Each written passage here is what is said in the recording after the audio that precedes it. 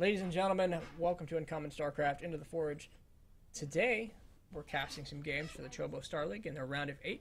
I was lucky enough to get a hold of these replays, and it's been requested. We get a few VODs going, and we take a look at these games. So, second game of the night.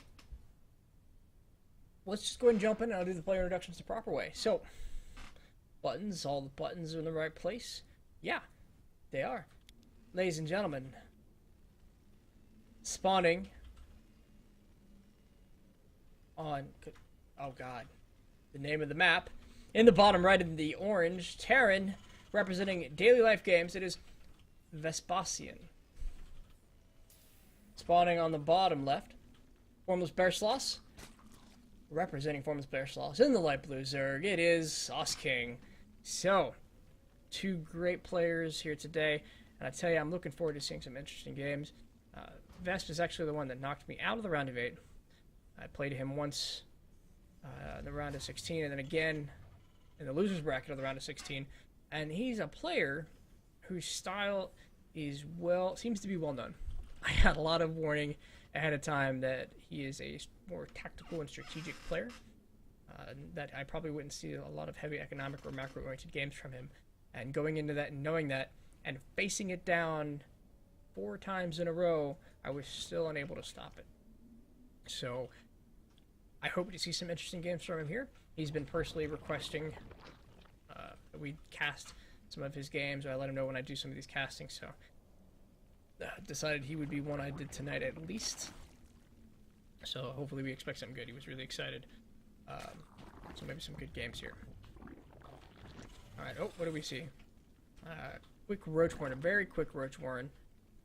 He's got to do something with this, and I tell you, as somebody who's recently with the Zerg, I'm going to pretend like I know something. Be kind, be gentle, ladies and gentlemen. Opting for a quick Roach. Suspect using this hatchery here as a larva production. He's going to push over for a good swift timing. In response, we have a factory going down, tech lab, reactor. 2-1-1 all for one base. Looks like he wants to get in something fast to handle this. Smart move. No need to expand. Units on the map. Equal on worker count. Making the first set of Marines here. Producing a handful of roaches. Here we are. I think we're going to see an early conflict in the first couple minutes of this. It's going to be short. This is going to be determined by who, by the first engagement, I believe. So, on whose side of the map is this going to take place? And who's going to get the better half of it? We have one more roach being produced. I expect many more to follow. There goes a bunker. At the ramp, he is preparing for an all-in. Would almost love to see the Zerg fake this out. Switch into drone production and take the macro advantage. But this is still going to be... a Terran on one base is still a very dangerous thing. We do see the starport going down. Widow mine production. Pumping out Marines, 2-3 at a time. And Stem is already in a good position. Great place for this, the bottom of the stairwell. And it looks like he's going to take a solid engage. I don't know how I feel about the reactor here now. I'd like to see more units, but this is still a very defensible position. Marines stationed for any droughts, for any overlords. Attempt to push any of those back. Starport's just finished. We have more roaches and now lings being produced to get across the map. Overlord speed. He's hoping to get a position. We are not seeing the layer, so we're not going to see any form of detection. He sits in this base with 3 roaches. Droning up. He's deciding to forgo any kind of big push. I kind of focused a bit on the Terran. I didn't see it. But he droned up. 8 lings, a couple things going across the map. There's the Overlord. He knows the Widow Mine's in position. But he also knows his opponent is sitting on one base. So this advantage for Vespasian, it may not last. He's either got to do something with this or get super greedy, but it looks like, in true fashion, he's going to push across one medevac. We do see the reactor, okay, excuse me, using the reactor for double medevac production. Dropping another reactor down. There go the Marines. They're going to get some damage done. Snipe an Overlord, prevent any more production. And then just dance around some roaches. He unloads again. We see some spore crawlers going down. He continues to drone up. Zergling speed just now being produced. And he's gonna, looks like he's gonna pick up these roaches. And in response to this, we are seeing a move to layer. We are seeing some lings. He's taking in some additional gases. Third base has gone down. But the army's moving across the map. He really needs to get some unit production. He does not have vision. All the overlords are sniped. He doesn't exactly know where this is right now. Starting combat shields. That is a relatively fast upgrade depending on how long he decides to sit here. Those are going to become very useful. A good stim, pick off another overlord. He's already forced several overlords. It's very expensive this early in the game. You really don't want to be losing those. It is a pain in the butt. Good micro. We do see the Marauders getting up front, taking the brunt of the damage. This is not an A move game. He is trying to do something useful with this. 2 Widow Mines going down. It's going to secure this position while he continues to poke. He has a safe fallback point. Widow Mines moving forward, trying to get some damage. Now forcing the Zerg to get in there and do some damage, but 1 Widow Mine shot going off this position is quite secure. He's going to be able to get a lot of damage here. Marine streaming across the map. He's keeping his money low. He's spending well. His opponent is about to lose his natural. And that's going to be a couple more pop shots as he decides to push back some roaches. A little bit of micro here.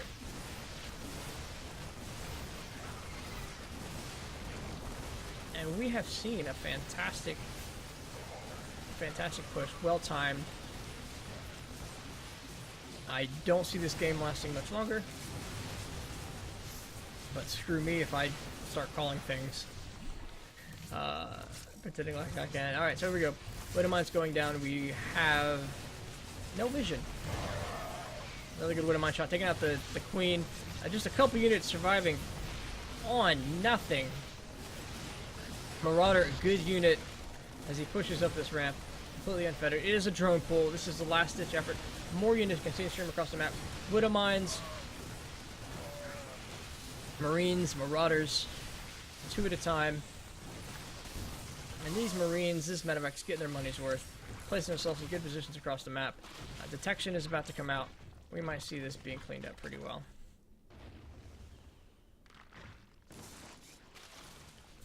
We are seeing a commitment to the aggression. A couple of Hellions being produced now. Widow Mines, easy transition out of. He's going to take some damage on his third base. Some great Widow Mine shots coming from the top of the stairs, picking up, moving up, finding himself a more advantageous position, regrouping with the rest of his army.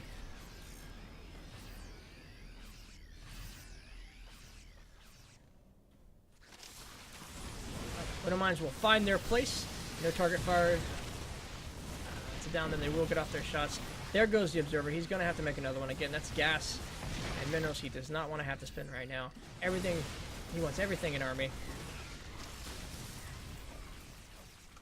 We're looking at 24 SCVs to 21 drones. We're not talking about a huge economic deficit here. This is not necessarily the end of the world, but we have a lot of units on the map that has to be dealt with very strategically. This is going to be a tough comeback for SauCeKing. There goes the Ravager. Some good Ravager shots will go a long way here, but this third base is about to go down. Yep, it will pop as units continue to stream into these well-placed Ravagers. I really do like how he's taking and choosing to turn his damaged roaches into Ravagers, choosing this very carefully. Makes his own tiny little medevac. Back home, on 20 drones.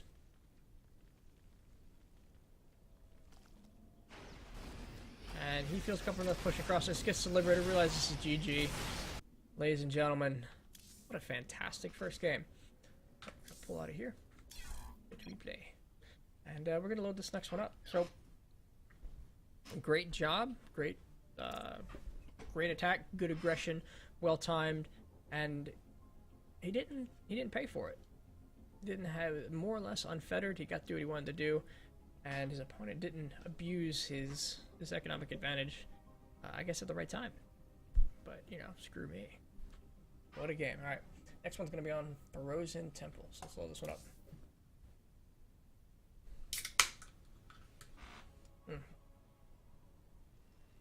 Boys, and we're going to pause and set this thing up. Because, you know, we do this. Alright, Frozen Temple. Click the button. Alright, ladies and gentlemen, spawning in the top left. It is the orange Terran representing dLife Gaming. Vespasian. Spawning in the bottom right. The teal Zerg representing Formless Bear Sloss. It is SauCeKing. SauCeKing. Alright, so I like this map. When this map was first deployed, we had watchtowers here that kind of cut off a lot of vision, but it is a very information heavy map. Staying aware of the 3 paths of aggression is key to maintaining control on this map through the mid and early game, but it's also a very abusable thing to do if you're playing it well. As a Zerg, I like to deploy my overlords all over the place. As a Terran, I love to spread them out. I might as well do this fun. Alright, so either one of those I think I'd like to see from our opponents. We have a hatch gas pool standard, the gold standard opener from SauCeKing. Very safe, gets the most responses. So he gets a little bit of scouting, sees whether or not his opponent takes a second base. He'll be able to react well, and with whichever unit comp he finds necessary. We do have an SCV going across the map. So we talked about Vespasian not really focusing on the economic game. We saw that. But he also likes to be tricky. So I expect some trickiness. Right about here. 2 SCVs should be a sign to make him wary, but not a lot to do yet. He's going to have to wait for lings. He can't do, unless he's deciding to pull drones, he ain't going to do anything too fancy. We do have a bunker going down here behind the natural. And a marine already in place as he went marine, 1 base marine, sent it right across the map. He is no longer making any workers, instead reserving all his minerals here. There we go. Second SCV comes down, starts building the second bunker. And he starts to pop out damage. This is going to be a very difficult position for SauCeKing to get out here, but let's see how he handles it. 2 lings come down, and they're going to kite this back to the bunker. These bunkers have sight right on the target they want. Looks like he could do a good. He could prevent this second bunker from being completed. But we do have a. Oh, it has been canceled. This is enough bunker for him. And he's going to poke away at this. A very good and strong positioning behind the mineral line. It's got to be very frustrating for the Zerg. It's very hard to respond to this. Cutting off reinforcements a good start. Behind this, we are seeing a factory. Another barracks. He is transitioning away. I'm blind. Caster of the year. I didn't even. Alright, so there's the proxy barracks. That explains a lot of mineral loss. Here comes the spine crawler. It will be in position, but will it be enough? He really needs to get this SCV first. There we go. Get the lings in there. Do the damage he needs to do. He's got to save this hatchery. This is big. So.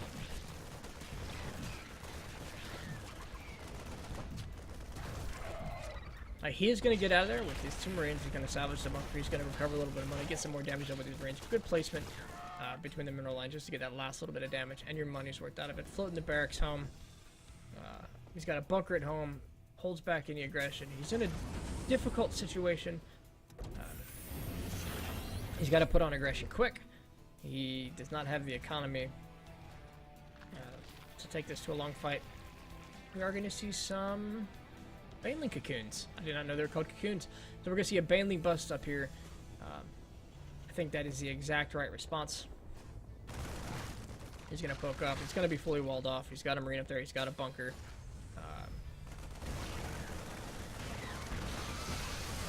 He's going to get through there and pull his lings through. The bunker doesn't matter if you can't shoot. He's going to split his lings up. But it's all about this pool and this engagement, how well he handles it. He's got a good cluster of marines. He's not losing that many SCVs. That's a hold. And you can't be much happier with that. His opponent continues to push things across the map after the initial bust. We're not seeing any additional workers coming home. Take a look at unit count. Vespasian actually has a better economy. You add mules into the equation. It's a dangerous place to be. And he's continuing to produce lings out of from behind this. Here comes Queens. Queen on the natural. He's going to pull home for now and try to recover from this. So that is a lot of lings, and while we'd love to see him do something with it, he's decided it's fruitless at the moment. And he's gonna drone up a bit. 6 more lings added to the pile. Potentially a safety baneling. We're not seeing an expansion. Thus, I guess, refuses to play on anything more than one base. So he spots. Does he spot? Looks like he spotted the drop. It's going to make his way across the map with a handful of Marines. We are dealing with Stim is coming, no engineering bay. So unupgraded Stim Marines in a drop. Oh, excuse me. On the edge of vision, it has been spotted. He's got to pick up and go home. We can't really lose this. There we go. Oh, and a second drop behind here on the back, as he continues to pull his opponent in different directions. Taking some damage over here from Marines on low ground using the medevac on the high ground. It looks like he's going to walk them home. I don't know if he knows they're not loaded up right now. That's an unfortunate and unnecessary loss for those Marines. But picking up a few lings in the process, not being wasted. Still on one base, seemingly refusing to expand. Looks like a big last push. This Widow Mine is going to be key to the engagement. 2 Liberators actually in production. One just finished, moving across the map now. Combat shields on the way. More Widow Mines. Looks like he's going to attempt to siege this position, force out units, and bad trades from his opponent. Pulling up the Widow Mine, not wasting it on 2 Zerglings. Excellent choice, excellent decision making. Not something you see too often, but great use of the Widow Mine. And now he can save it for an engagement that he feels actually means something. There we go. Getting all those Zerglings. Focus fire on those banelings. Excellent use of Marines. Marines, good unit. He's going to pull back. He's got this liberated safety zone. He's got to target fire these banelings. He's going to continue to micro them. Slow baneling does connect. Gets a few Marines in the process. Another liberator, a couple of Widow Mines show up. He's going to continue to stream units across the map, but we do have a couple of Zerglings actually intercepting reinforcements. So this might be the last bit across the map. A couple of Marines and a Widow Mine in danger here of getting picked off. A couple good Widow Mine shots. Doing some friendly fire, but this hatchery doesn't look like it's long for the world. It's a great fortified position at the bottom of the ramp.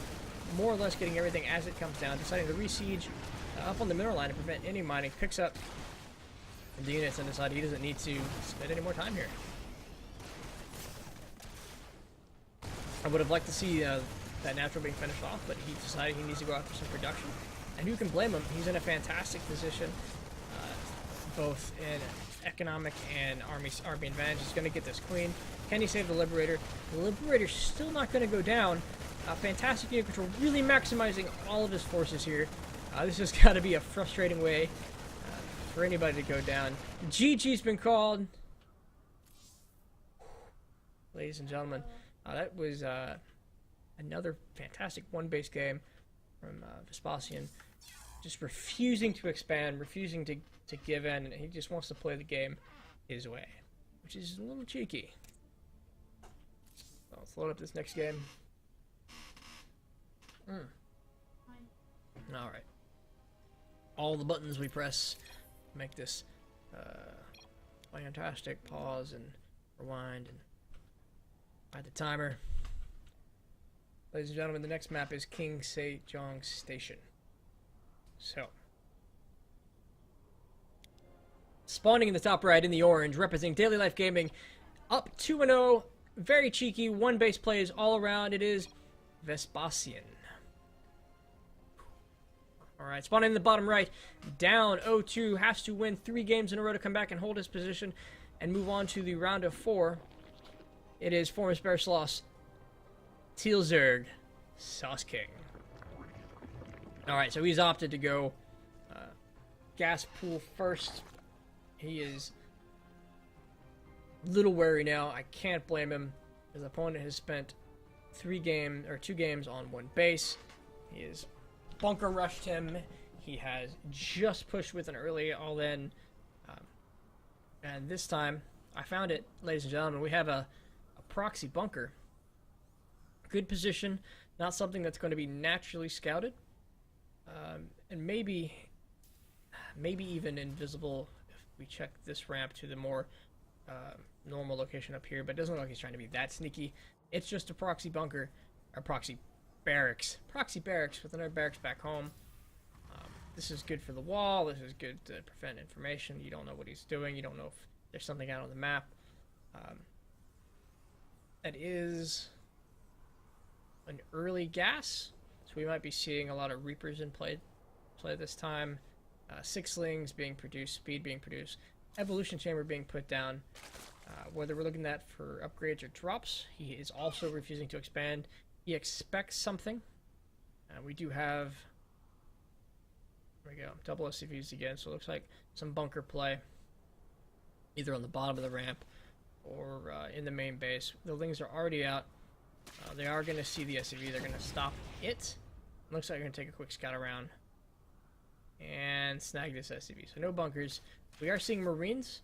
Looks like this was another play of bunkers. We did not have a natural to abuse. So all he's got to do, there we go. He's taking it back home, and he's in a very dangerous position.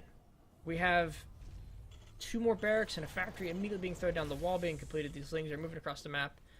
+1 is going to give them, and this Overlord, the ability to drop. So maybe this wall doesn't matter. It looks like he's continuing to move this Overlord in here. He wants to drop some Lings.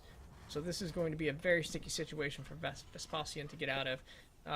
Meet Cheeky with Cheeky, and you get something interesting. So good bunker to hold the wall. Bunkers are great as long as they're near what you need to kill. So this drop, potentially very dangerous, shows his Lings up front, reinforces the need for the wall. There we go. Morphing into the Overlord. Good drops. But can he do the damage he needs to do? More Lings moving across the map. Opting for a Baneling nest. It is almost complete.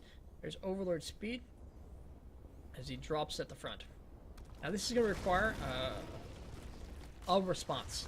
He has to pull these units out of the bunker, which might give him the opportunity to... nope, looks like he's just going to opt to continue to elevator these units up. He's not going to try to push from both sides. There goes the first push. He's already in the middle of the line. This is very dangerous. But I wouldn't be surprised if he pulls out of this. He needs some good micro on this Hellion. He's facing it in the right position. There we go. Actually, excellent control.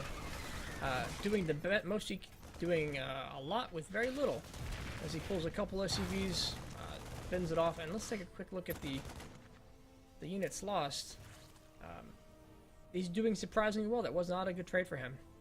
We are seeing a renewed attempt over here. Was that another Morph Overlord? No, he's going to come right back on this side. But the longer he gives his opponent, the more time he has to build up a defense. Nothing but Lings being produced as the production of Vespasian is built up. And this is the difficult thing when you are somebody who plays games in a non-standard fashion on a regular basis. You practice your responses to failed attempts a lot more than even SauCeKing had to have faced non-standard games. So he's at a loss of what to do here. He's going to push in a Baneling bus, but we don't have supply depots. We have entire barracks holding up this wall. How many Banelings does it take to bust through a barracks? And I think we're about to find out, as he has 8 on the field right now and 2 more morphing in. Elevator's ready to go, but we have a medevac. He's going to come over here. Looks like he's going to snipe this Overlord. There goes the Baneling bust, but he's met with a bunker. It's going to take some damage. It's going to open up the wall. Here comes one more Baneling. But that Overlord's gone. It does not look like he's going to be able to hold this. More Lings, or no, it looks like he's going to be able to hold this, excuse me. It does not look like SauCeKing's going to be able to get any damage. He rebuilds his wall, he gets his repairs done. He even takes the fight out to the bottom, opting to meet anything that comes head on, prevent any further Banelings from morphing. And he's going to hold this really well. More Lings continue to march across the map. An armory is down, and I think Vespasian is just used to playing on one base, and this is what he can do with it. It's actually quite remarkable. And again, this has to be frustrating. I can't. There you go. He loads up another Overlord, and he wants to get something done with this. Here goes the medevac out on the prowl, trying to catch whatever's out here, put it into it before it surprises him. But the Overlord has opted to take the high ground. Let's see how long it takes to respond it when he spots it. Here we go. More banelings being morphed at the bottom. They're going to be caught mid-morph. They're not going to get anything done here. Smartly counseled, but Lings have made it into the mineral line. And if he can own this mineral line, his opponent has no alternative mining location. But it looks like he's just going to... Looks like he's cleaned it up. He's going to pull it back. Opting to move out again with more Marines to make sure he secures his natural. He doesn't see this. So we have a couple of banelings here. They're going to make it successfully. He knows his opponent is still sending Lings across the map. Not necessarily getting a lot done. He's pulled the boys. He is moving across the map. He decided it is time to end this game, and he's going to end it with what he has. SCV stopping to repair each other, repair these Hellions mid-fight, and these opportunist banelings are trying to get some damage done. He's lifted his orbital command. He's just going to move down to the natural where everything's fresh. Oh, and it looks like he's pulled back his SCVs. Oh, looks like he's pulled all of the SCVs, and they're going to continue to march across the map. Gonna land this at the 4th or 5th, depending on your perspective. He's got a fantastic Liberator in place. This is a great way to end the game and siege a location. But he's lifted all his bases. This is it. This is the all-in of all-ins. He doesn't care about his production. He doesn't care about mining economy anymore. He's just got everything on the other side of the map, and he wants to end the game. So Baneling's coming down. They have to get some fantastic hits. This is going to come down to the engagement. As we've seen so far, Vesp is very good at handling the engagement. Clumping up, attempting not to clump up too many of those drones. Trying to get good hits with the Banelings. They are being focus fired. This is a lot of damage. He now has a working Liberator in his opponent's natural. No larva, nothing to be farmed. 3 cheesy 5 me. GG coming from both opponents, ladies and gentlemen. Cheeky meets cheeky, and the cheeky with experience takes the game. Congratulations to Vespasian. He's going to move on to the round of 4, and we're going to see more of him in the CSL. Ladies and gentlemen, I guess we'll do one more. I got to leave something for Beowulf, maybe. But thank you for watching this one. Still don't have a sign-off for the VODs. But thank you, TB Ham, for putting this together. Chobo Star League. Ladies and gentlemen, it's good stuff. I'll see you in a minute.